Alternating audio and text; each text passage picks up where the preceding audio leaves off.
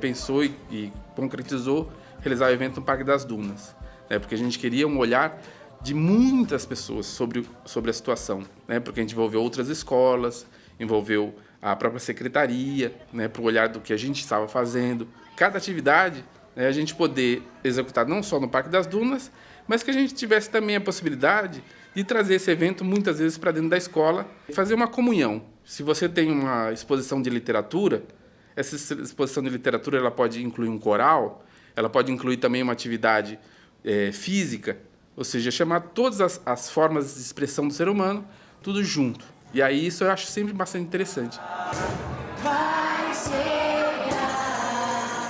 Às vezes é uma coisa que a gente trabalha muito sozinho, por exemplo, o coral está lá trabalhando, a Ana Cleide está lá com as coisas dela, a outra professora está lá fazendo, mas quando a gente junta para fazer é muito legal. Eu dou muito valor a isso, sabe?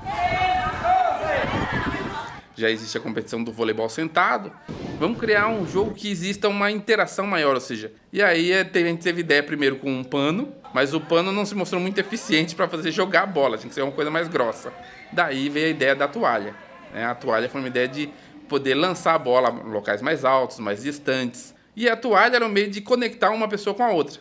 O indivíduo não consegue jogar sozinho, ele tem que jogar grudado no outro, né? Ou seja, então tem que ser uma ação conjunta. Essa ação conjunta leva o indivíduo a discutir, a conversar, né? Ou seja, leva ele a se relacionar.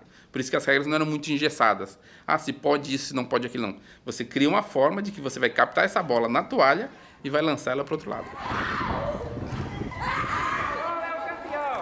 Pensava assim, fazer uma atividade de forma que todos estivessem ali. Aí, vamos fazer a bilocha, juntar a bocha com a biloca, que é a bola de gude, né, que nós chamamos de biloca, e vamos fazer de forma que a pessoa que tem a deficiência, né, porque tem mais dificuldade de pegar na biloca, né, mas a bola é algo que você consegue segurar com mais facilidade. O grupo começa a brincar entre si, começa a conversar e começa a criar estratégias. Às vezes o aluno ele não tem a habilidade de jogar a bola, mas ele é um grande estrategista.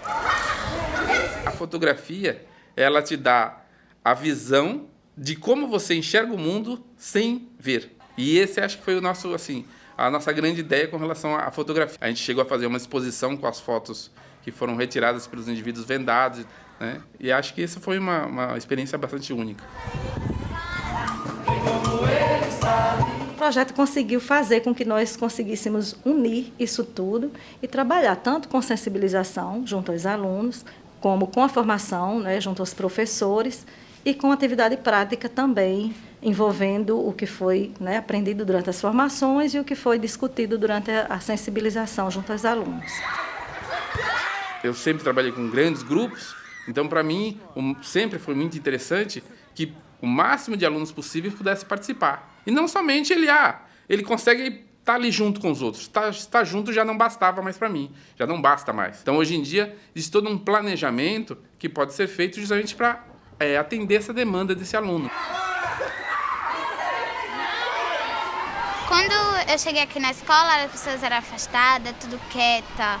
Mas hoje não, a gente abraça, a gente brinca, a gente faz um monte de coisa junto. Muito diferente do começo.